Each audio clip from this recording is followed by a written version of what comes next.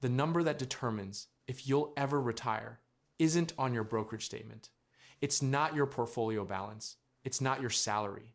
Most people have never even calculated it, and the ones who have calculated it wrong have been quietly handing their financial future to someone else for decades.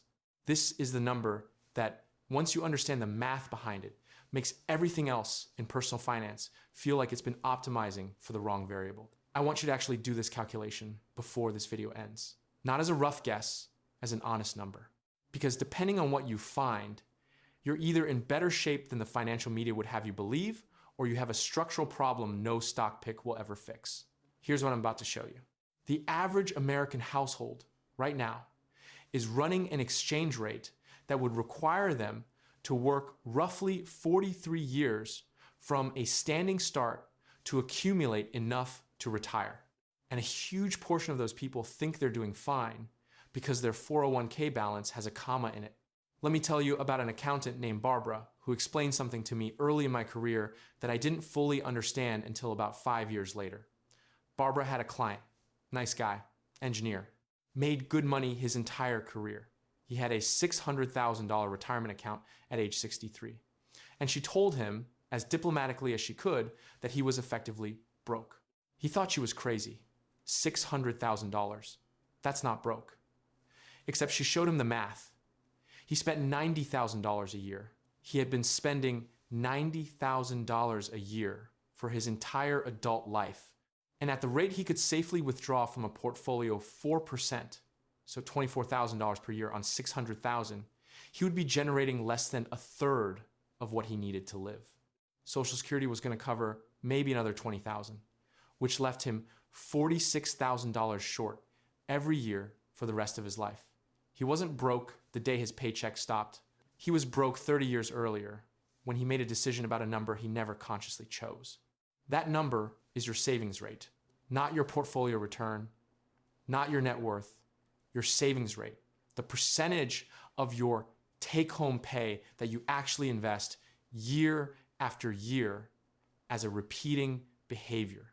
This is the single variable that determines whether the trajectory of your life bends toward freedom or toward dependency, and it works in a way that is simultaneously obvious and completely ignored by the financial advice industry, which, to be fair, has more financial incentive to talk to you about stock picks than to talk to you about the number you could calculate in 30 seconds on a napkin.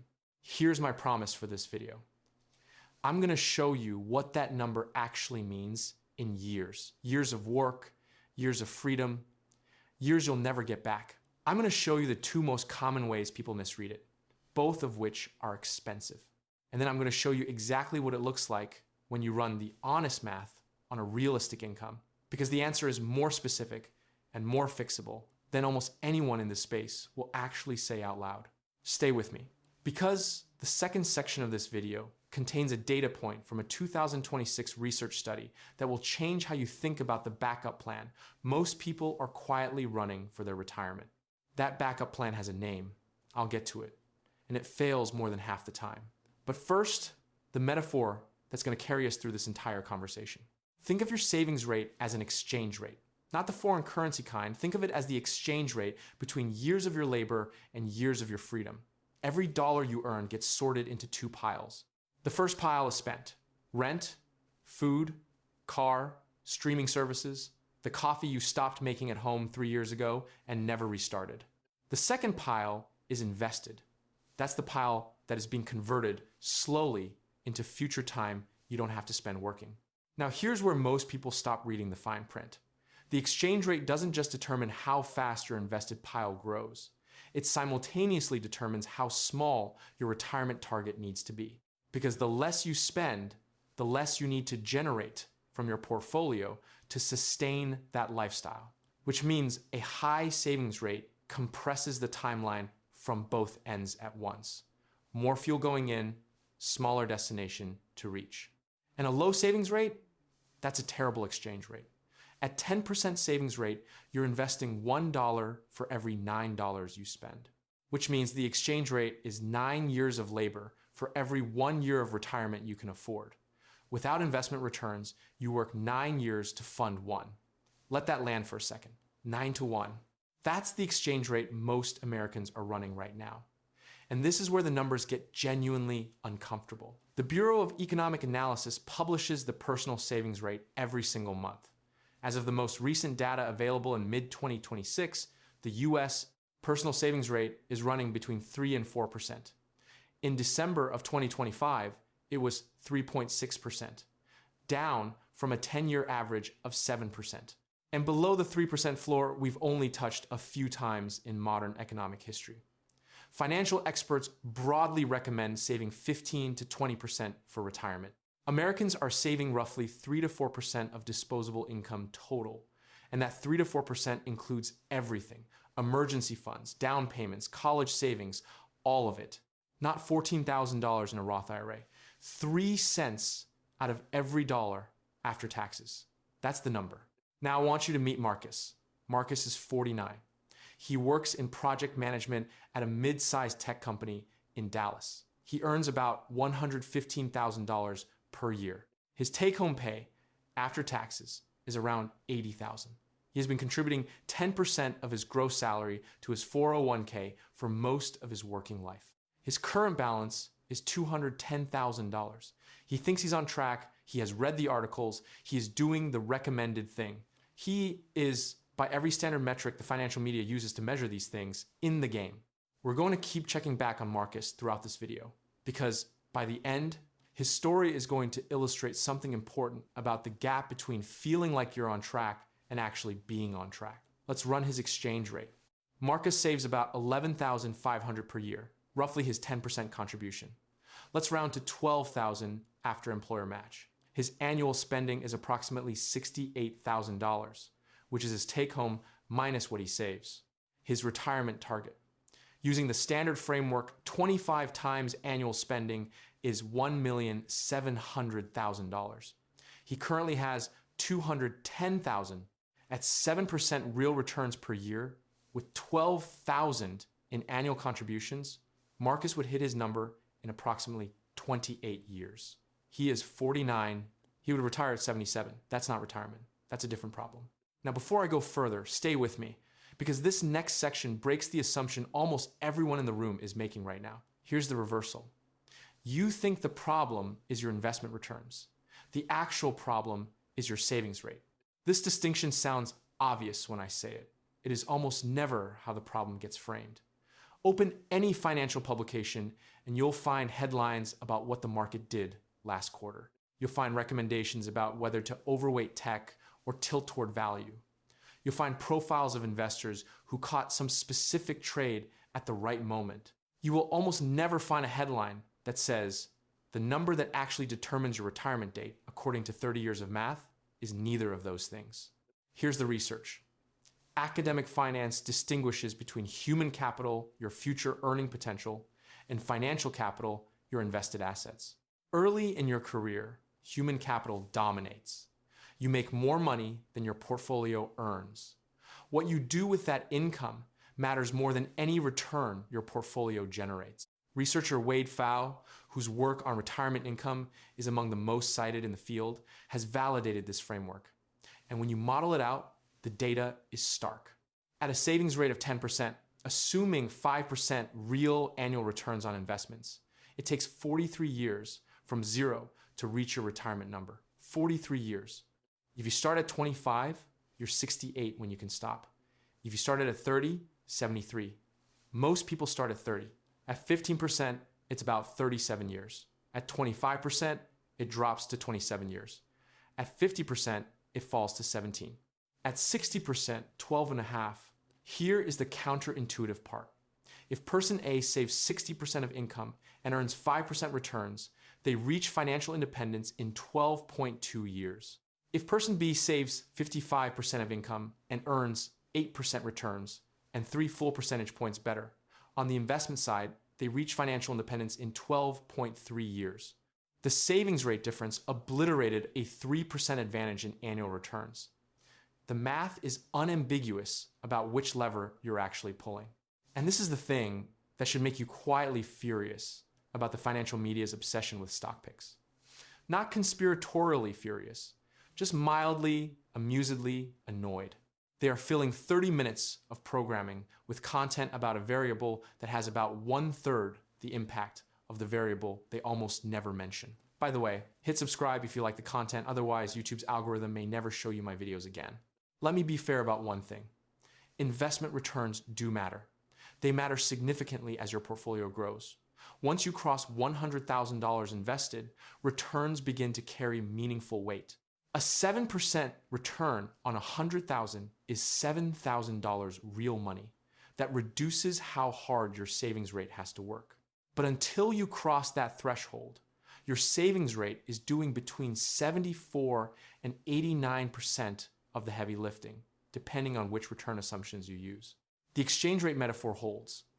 Low savings rate means a terrible exchange ratio between years of labor and years of freedom, regardless of how well your investments perform. Let me put this in actual dollars so it's less abstract. Take a 40-year-old earning $100,000 after tax. Scenario 1, 15% savings rate, $15,000 per year invested, $85,000 per year in spending. Retirement target, $85,000 times 25 equals $2,125,000. At 7% returns with an existing balance of 0, that takes 29 years. They retire at 69. Fine, slightly past full retirement age.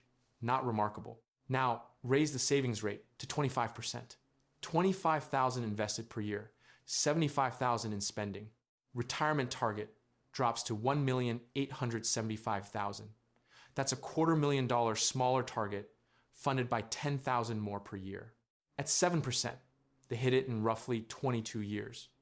They retire at 62, 7 years earlier. Not from a better stock pick, from a 10 percentage point savings rate difference. Raise it to 40%, $40,000 invested per year, $60,000 in spending. Target drops to $1,500,000. At 7%, hit in approximately 16 years. They retire at 56, over a decade earlier than the 15% saver. This is the exchange rate doing its work. Every percentage point you add to your savings rate compresses your timeline from both ends simultaneously. Now I need to tell you about the broken backup plan.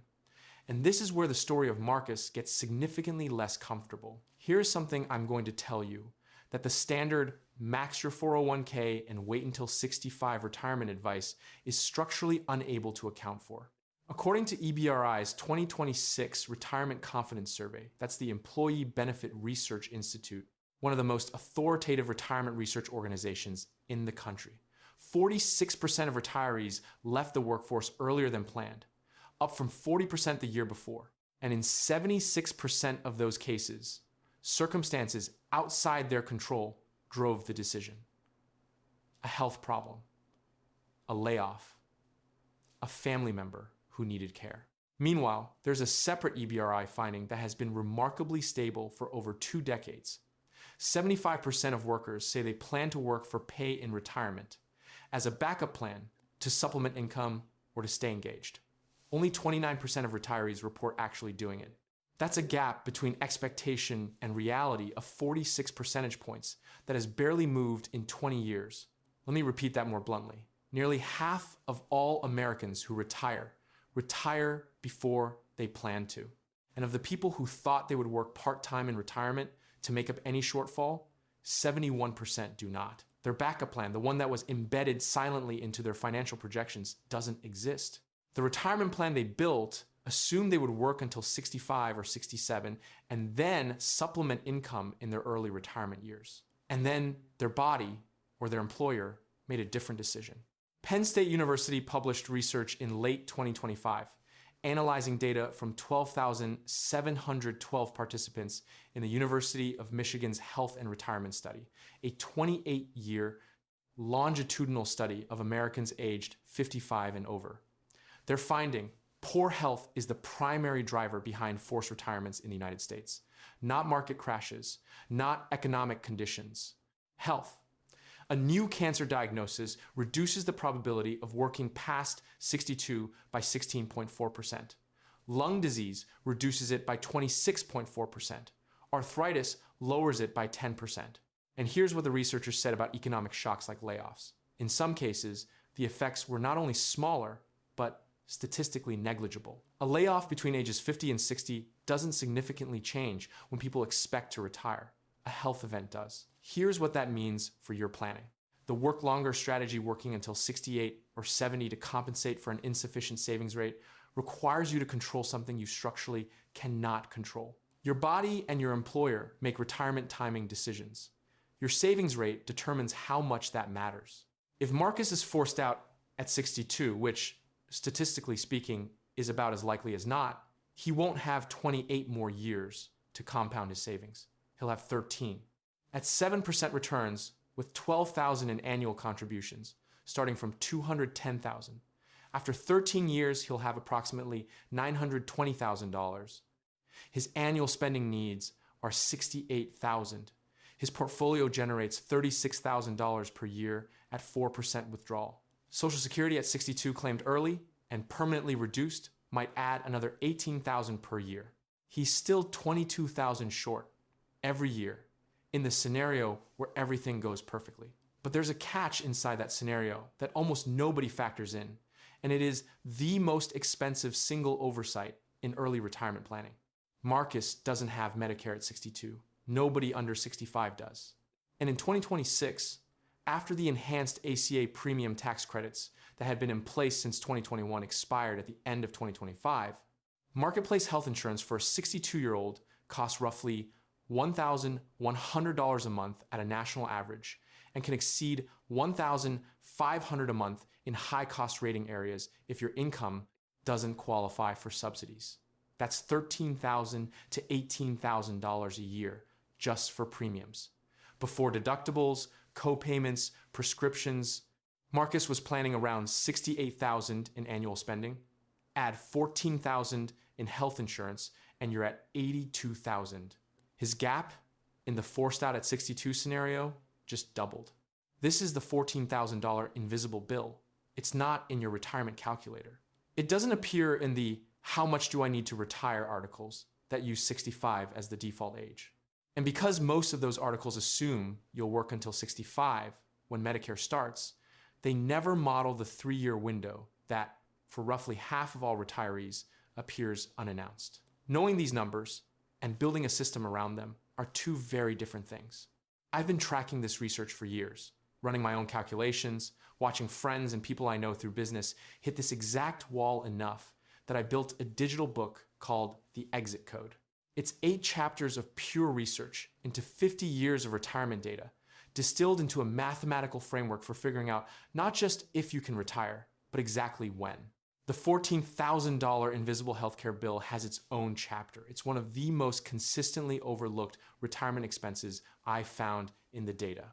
I also go deep on the 4% trap and the dynamic withdrawal method that adapts your spending based on what markets actually do, so you're not rigidly withdrawing from a portfolio that's down 40% in the first year. And there's an entire section on the Social Security Bridge strategy, how to delay claiming until 70 for maximum benefits without going broke in the meantime. Less than the cost of a dinner out, through the link in the description below. Back to the central problem. Here's where most people think they're already solving this, with an obvious piece of advice: just save more. Which is true, and also slightly missing the deeper mechanism, because there are 3 layers to the savings rate that most people collapse into one. The first layer is your nominal savings rate. This is the number most people report when asked. It's what you think you're saving your 401k contribution as a percentage of gross salary. For Marcus, that's 10%. Sounds decent. The second layer is your effective savings rate. This is your actual invested dollars divided by your actual take-home pay. Gross salary contributions overstate the picture because you're comparing pre-tax savings to post-tax income. When Marcus contributes 10% of $115,000 gross, that's $11,500. His take-home is $80,000. His effective savings rate is about 14%. Better than it sounded, still not great. The third layer, and this is the one that decides your retirement date, is your functional savings rate. This accounts for all the money that is technically saved but functionally unavailable for retirement. Money earmarked for a car purchase in 2 years, the home equity you're building but can't eat, the emergency fund sitting in a savings account earning 3%. Your functional retirement savings rate is the percentage of your take home that is genuinely, irreversibly going into compounding wealth for the long term. For most Americans, that number is lower than the effective rate, sometimes dramatically lower. When I run my own numbers and I have multiple hundreds of thousands of dollars invested, I've been doing this for a long time, and I am still occasionally humbled by this exercise. I track all three layers because confusing layer 1 for layer 3 is how engineers retire at 77 and think they were doing everything right. Now here is where the story changes. And this is the part of the video I promised you would feel like more than just a warning. The savings rate has a dual lever effect that most people never use deliberately. You can pull it from the income side or from the spending side, or, and this is where it gets mathematically violent in the best possible way, from both simultaneously. A woman named Jenny worked in hospital administration for 17 years. She made modest money, never above $60,000 per year. She drove a car she bought used in 2018 and drove it for 8 years. She lived in a 2-bedroom apartment and split the cost with a friend until she was 34. She had no particular gift for stock picking. She didn't work for a company with a legendary pension. What she had was a 36% functional savings rate for a decade straight. She retired at 51, not because she was frugal in a white-knuckle way, because she made a deliberate decision about what her savings rate meant in years, and she treated every $10 daily habit as a vote she was casting for or against that date. The exchange rate was working for her in the background, invisibly the entire time. Every percentage point she pushed her savings rate up made her retirement target smaller and her annual contribution bigger simultaneously. Two forces working in the same direction, compressing time. Here's a number framework you can actually use. Think of it as 3 levels of savings rate, each with a corresponding outcome. Level 1 is the plateau zone, 5 to 15% savings rate. This is where most Americans live.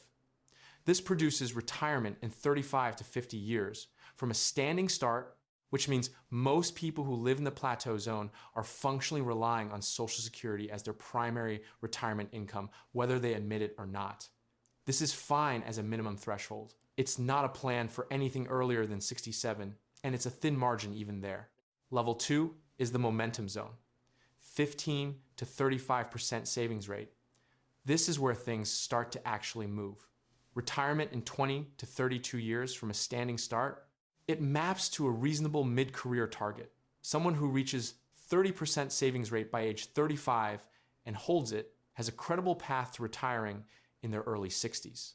This is also the range where your investment returns start to meaningfully amplify what you're doing. You have enough capital base that compounding begins to carry serious weight. Level 3 is the escape zone, 35% and above. This is where the math becomes almost alarming in how fast it compresses time. 50% savings rate from 0 at 5% real returns. 17 years to financial independence. 60%, 12 and a half years. A 30-year-old saving 60% of their income doesn't work until 65. They can stop in their early 40s if they want to. This is the zone Marcus is now targeting. Because here's the punchline, not on Marcus's life, but on the math. After this video, Marcus did what I'm asking you to do right now. He calculated his 3 layers. He found his functional savings rate was 9%, not the 14 he'd been telling himself. He had 2 phantom savings buckets, a vacation fund and a home improvement account that he was mentally counting as retirement savings. They weren't. When he stripped those out and ran his numbers honestly, he found he was in the plateau zone, projecting retirement at 77 in the absolute best case scenario. Then he looked at his monthly spending and found that about 22% of his take-home pay, $17,000 a year, was going to spending categories he described, when pressed, as basically optional. Not all of it was going to vanish, but redirecting 11,000 of it into retirement accounts would push his functional savings rate from 9% to nearly 23%. His retirement date moved from 77 to 63, 14 years closer. From one decision made once that required no change to his salary, no windfall, no heroic investment performance. And this is where the final piece lands. You've been thinking about this as a savings problem, maybe a discipline problem. Actually, it's a calculation problem. Most people have never sat down and translated their savings rate into years. They've never looked at 10% and thought, this is a 43-year runway. This is what it means to exchange $1 of labor income for $9 of spending. They've accepted a number they never chose, for reasons that accumulated by default: a starter apartment they never downsized from, a car payment that felt fine when they signed it, a lifestyle that inflated invisibly alongside every raise. There's a specific and very old story about a rice trader in India who was asked by a king to name his reward for a favor. The trader asked for 1 grain of rice on the first square of a chessboard, doubled on each subsequent square, 64 squares. The king agreed, thought it was absurdly modest, and then discovered he owed more rice than existed in the entire country. That's compounding at high rates. Your savings rate is the compounding that works in reverse, against you, or forward for you, depending on which direction you aim it. 3 practical things you can do right now, and these are calibrated specifically to the savings rate mechanism, not generic personal finance platitudes. First, calculate your functional savings rate today. Not what you tell people at dinner, not your 401k percentage of gross, your actual invested dollars headed toward long-term retirement divided by your actual take-home pay, one number. Takes 20 minutes with your last 3 bank statements.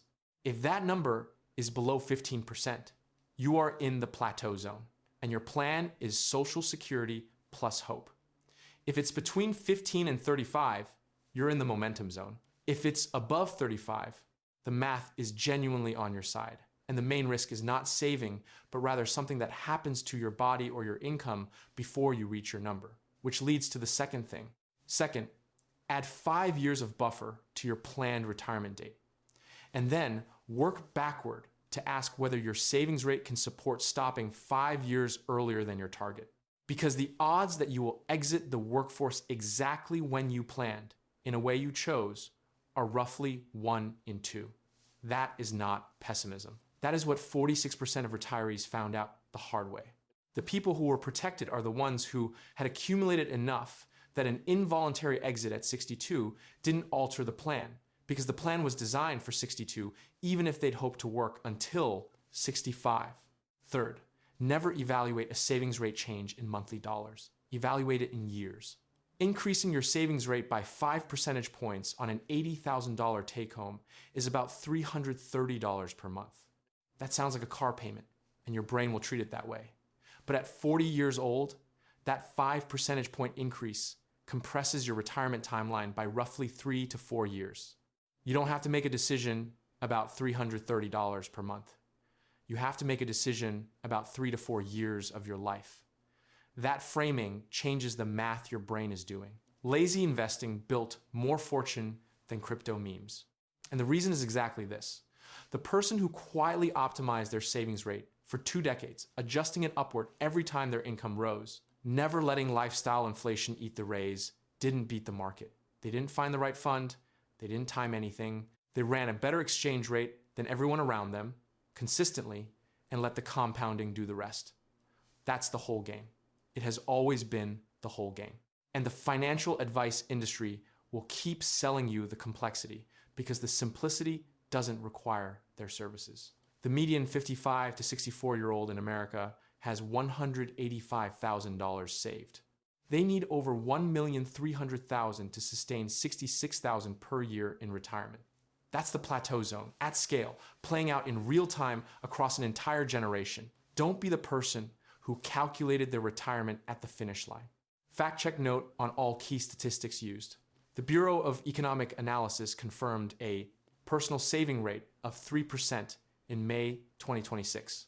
And at 3.60% in December 2025, the savings rate was below the 10-year average of 7.01%. 54% of American households report having no dedicated retirement savings, and the total 401k savings rate for those who do contribute is 14.3%. The median American aged 55 to 64, the cohort on the doorstep of retirement, has $185,000 in retirement savings. About 3 in 5 American workers, 58%, say their retirement savings are behind where they should be. According to EBRI's 2026 Retirement Confidence Survey, 46% of retirees left the workforce earlier than planned, up from 40% the year before. In the 2025 EBRI survey, 75% of workers said they plan to work for pay in retirement, but only 29% of retirees reported actually doing so. Poor health is the primary reason more than half of middle-aged workers in the United States retire earlier than planned, according to research led by Allison Fleming, Associate Professor of Education at Penn State, who analyzed data from 12,712 participants in the University of Michigan's Health and Retirement Study. Health insurance can represent one of the largest expenses for individuals who retire before age 65, with monthly premiums of roughly $1,100 to $1,200 per person that can meaningfully affect how long retirement savings last. Paying about $13,000 to $14,000 per year in premiums per person can consume a notable portion of annual retirement income.